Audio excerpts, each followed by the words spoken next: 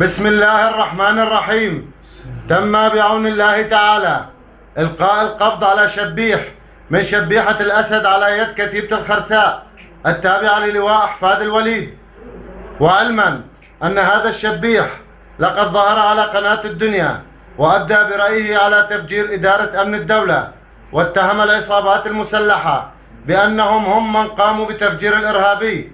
ونعلم شيخنا العرعور بأننا وجدنا في جواله مقطع يستهزئ على شيخنا، ونعتذر لشيخنا العرعور على هذا المقطع، ولكن لكي نظهر للشبيحة بأنهم تحت سيطرتنا. شو اسمك ولا؟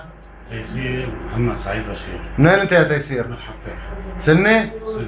سني. ليش طلعت قناة الدنيا يا تيسير؟ كنت طالع على شغلي نهار جمعة السبت. علي صوتك ولا؟ كنت طالع على شغلي. قديش اعطوك قناة الدنيا تحكي هالحكي؟ قد ايه اعطوك؟ 500. 500؟ مشان 500 بيعدينك يا تيسير؟ ها؟ أنا بحاجة لمصاري. انت بحاجة لمصاري؟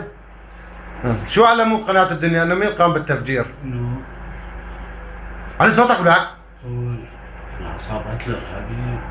العصابات الارهابية اللي قامت بالتفجير. وبالعلم مين اللي قام بالتفجير؟ مين اللي قام بالتفجير ولاك؟ مين قام بالتفجير ولاك؟ نظام. علي صوتك ولاك؟ نظام. علي صوتك. نظام اللي قام بالتفجير، وانت بتعرف ان النظام قام بالتفجير وقلت انه عناصر ارهابيه ومسلحه.